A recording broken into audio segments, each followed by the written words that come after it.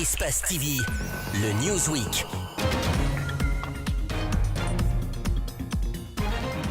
Bonsoir à tous, bienvenue à ce magazine de la rédaction consacré aux faits majeurs de l'actualité de la semaine.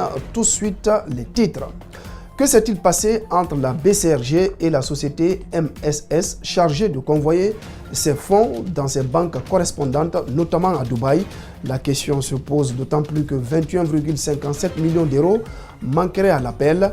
Le circuit de transport des fonds de la BCRG est pointé du doigt. La rédaction s'est intéressée au sujet. Djibril Ba pour plus de précision. La directrice du port autonome de Conakry et son adjointe se rejettent mutuellement la responsabilité dans le dossier lié au bail d'une partie de ce patrimoine public. Devant les travailleurs du port, elles ont parlé sans convaincre. Décryptage à suivre avec Antoine Kourouma.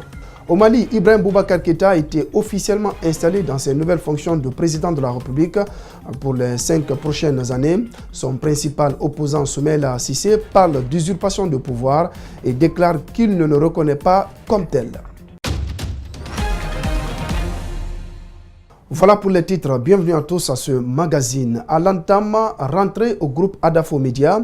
Elle a été annoncée en pompe. Elle est effective ce lundi 3 septembre. Il s'agit du coup d'envoi de la nouvelle saison du groupe Adafo Media, de la région de Boké à Zérekoré en passant par Labé et Conakry. Le personnel de la radio Espace FM Conakry, celle en région, Espace TV, Suite FM, a repris service pour le bonheur de leurs millions d'auditeurs et de téléspectateurs en Guinée et partout à travers le monde. Mamadou Saliouba et Amar Alex Silla ont fait le tour dans les locaux du groupe. Suivez leur reportage.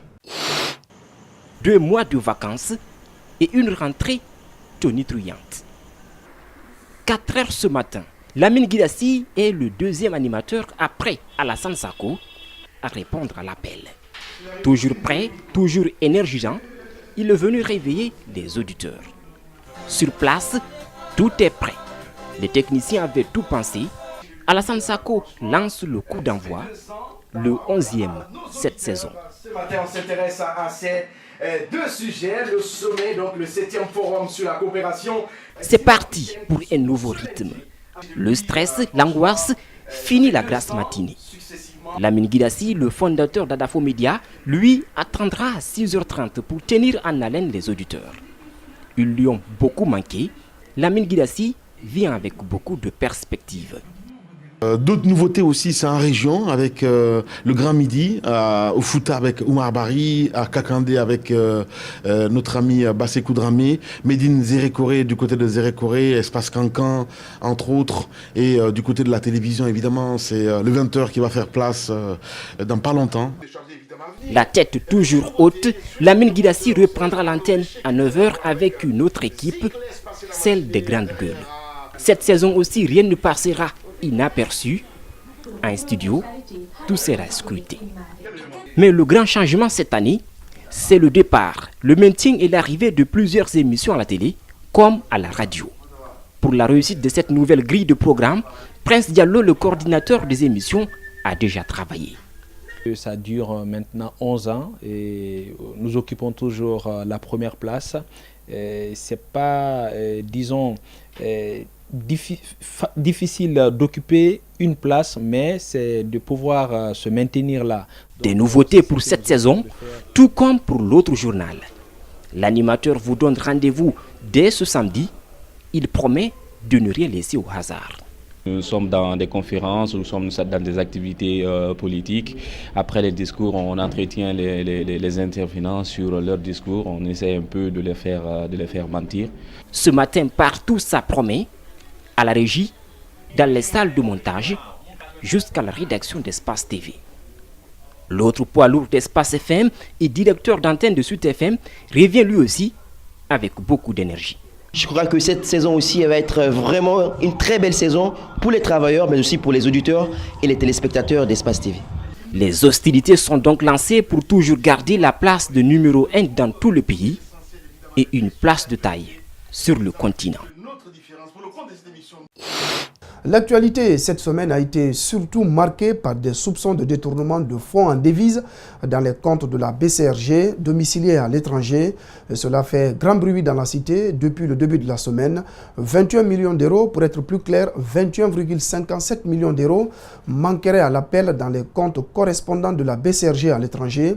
La société qui convoie ses fonds à Dubaï, MSS, est pointée du doigt.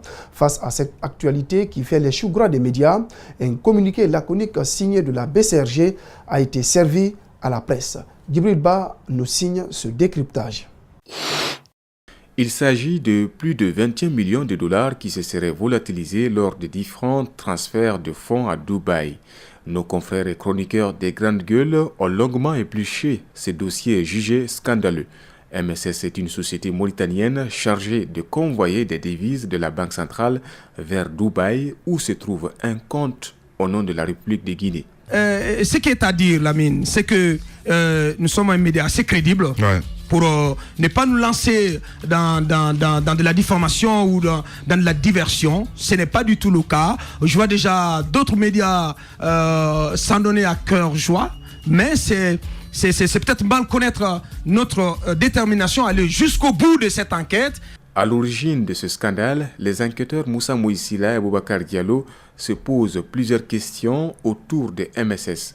Entre 2015 et 2017, pourquoi elle a été suspendue de procéder à toute opération au sein de l'institution financière?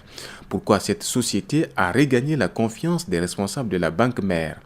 Alors pourquoi MSS a fait des dépôts au compte-gouttes?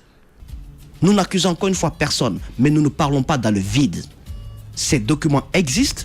Les gens qui sont censés répondre à ces questions également existent. Je pense qu'il faut éclairer la lanterne des citoyens au lieu de brandir des communiqués ou des grandes gueules à deux balles. Alors, donc, voici un peu comment est-ce que tout ça s'est passé. C'est l'accumulation de ces montants qui manquent à l'appel qui donne aujourd'hui 21,57 millions d'euros. Autre révélation faite par Moussa Moïse et Aboubacar Diallo, c'est le fait que MSS réutilise l'argent détourné dans une mine d'or à Mandiana. Là encore, de nombreuses personnes seraient impliquées dans cette transaction frauduleuse. Moi, je mets, Moussa Moïse et moi, nous mettons la Banque centrale au défi. Qu'il soit possible, qu'elle soit dans la possibilité, puisque ces 21 millions d'euros, il parle désormais d'euros, manquent à l'appel et même il confirme donc qu'elle ait la possibilité qu'elle soit capable de rapatrier ce montant ici en République de Guinée et dès la première demande. Je crois que le chef de l'État en a fait la demande. Si ce montant existe, la moindre des choses à faire, c'est de le rapatrier. De l'autre côté, les autorités de la BCRG ont réagi à cette sortie des journalistes. Dans un communiqué qui ne contient aucune signature, la Banque centrale parle d'allégations en invitant les journalistes à plus de professionnalisme. La BCRG se réserve également le droit de porter plainte contre les auteurs de cette révélation, qui n'est pas une première. C'est un secret de polichinelle, rien ne va plus au port autonome de Conakry. La directrice générale et son adjointe qui avaient récemment opté pour le silence sur la convention signée avec la Turque Aybarak sont sortis de leur mutisme. Mais de quelle manière? C'est bien à un spectacle que ces deux responsables se sont livrés devant les travailleurs. Elles se sont contredites et n'ont pas pu répondre aux nombreuses questions liées notamment sur les conditions de signature de la convention entre le PAC et Aybarak. Elles ont été huées et accusées de trahison. Antoine Krouma nous signe également ce décryptage. Le contrat concédant le port conventionnel de Conakry à la société Aybarak est loin d'avoir livré tous ses secrets. Devant les travailleurs du port lundi, c'est à une scène incroyable. On a assisté entre la directrice générale et son adjointe. La première reconnaît avoir signé à deux le document sous la demande du ministre des Transports. Nous sommes allés à deux, il n'y a pas eu de discussion entre nous.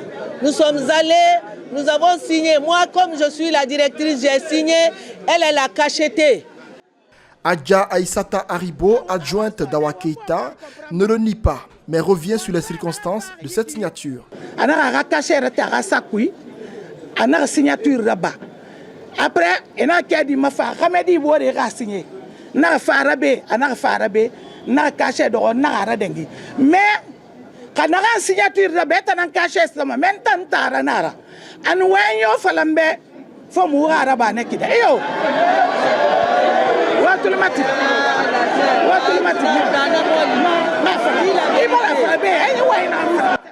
Les deux premiers responsables du port de Conakry, à travers cette sortie, révèlent à tous le malaise qui sévit au sein de cette direction et la légèreté avec laquelle elles prennent ce dossier si sensible.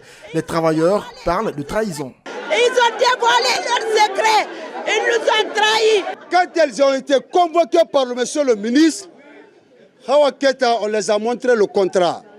Hawa Keita a signé, Maman Staribo a cacheté. Voilà. Donc, et à aucun moment, elle ne m'a dit qu'il ne faut pas signer. Près d'un mois après la signature de ce contrat, concédant le port conventionnel de Conakry à Al-Barak pour 25 ans d'exploitation, le contenu du document n'a toujours pas été rendu public.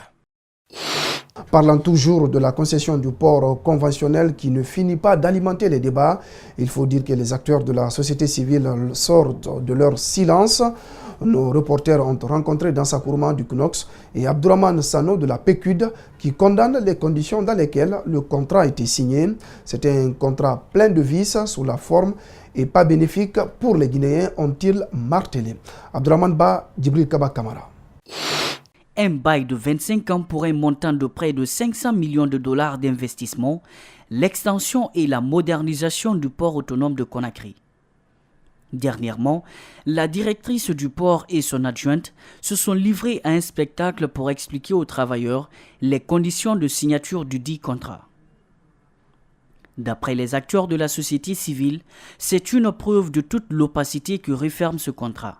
La cacophonie qui règne entre la directrice et la directrice adjointe, ainsi que leur incapacité à pouvoir défendre la décision prise par le politique, qui est le ministère du Transport ou le président de la République d'ailleurs, prouve à suffisance que ce dossier pose un problème de soutenabilité. C'est dommage, d'autant plus dommage que l'acte qui est posé constitue un gros risque. Au-delà du bradage de nos équipements économiques, constitue un gros risque pour les travailleurs. La forme est complètement vicieuse, le fond pas bénéfique d'après cet observateur. Des démarches sont prévues dans les prochains jours par cet acteur de la société civile. Probablement des initiatives vont être prises le plus rapidement possible. Je ne peux pas anticiper sur cela, mais je crois que dans les 48 heures, vous allez entendre parler des forces sociales par rapport à ces questions-là. Pour Dansa Kourma, l'Assemblée nationale peut se saisir du dossier pour l'annulation du contrat qu'il estime ne pas être à l'avantage de la Guinée. Je pense qu'un débat parlementaire sur ce contrat peut aider à faire sortir un certain nombre d'anomalies, de dysfonctionnements qui peuvent ne pas être des dysfonctionnements volontaires. Ça peut être dû un peu à la volonté de passer à la vitesse supérieure, mais ce qu'on fait pour toi, sans toi et contre toi. Le comité de pilotage de l'initiative pour la transparence dans les industries extractives en Guinée a presque bouclé le rapport 2017. Lors d'une rencontre mercredi au ministère des Mines, le cabinet Moore Stephens a présenté le rapport initial qui a fait l'objet d'examen par les parties prenantes. Mariam Fodé Kamara, Mohamed Aloussen Kamara nous signe le compte-rendu. Il était question pour les membres du comité d'examiner et adopter l'étude de cadre réalisée par le consultant national Moore Stephens en vue de la production du rapport étayé Guinée 2017. Toutes les activités ont été passées en revue. Au cours de ce rapport initial, on a essayé de passer en revue les faits marquants pour l'année 2017. Et effectivement, concernant l'activité minière, on a constaté d'après les chiffres préliminaires qu'il y a une évolution importante, c'est-à-dire en termes de production minière, notamment concernant le bauxite, qui a permis d'ailleurs à la Guinée d'être parmi les top 3, les 3 plus grands producteurs de bauxite en 2017. Le rapport étayé 2017 a connu une évolution. Il a enregistré de nouvelles adhésions de certaines entreprises. L'une des avancées, c'est aussi la conciliation des paiements des taxes au niveau des collectivités qui sont les victimes directes des exploitations minières. Nous savons le plus souvent, partout où on extrait les mines, il y a la pauvreté, il y a la misère. Donc nous, en tant que société civile, notre intérêt, c'est comment véritablement réconcilier les paiements locaux au niveau des collectivités qui sont impactées par l'exploitation minière et comment ces ressources-là aussi sont gérées. Des recommandations ont été faites pour amender le rapport avant sa validation, prévue dans les jours à venir. Il a recommandé que l'ensemble des comités, des collectivités ayant obtenu plus de 2 milliards, n'est-ce pas, en 2017, tombent dans le rapprochement obligatoire à partir de l'année prochaine, de façon à ce que nous puissions avoir la transparence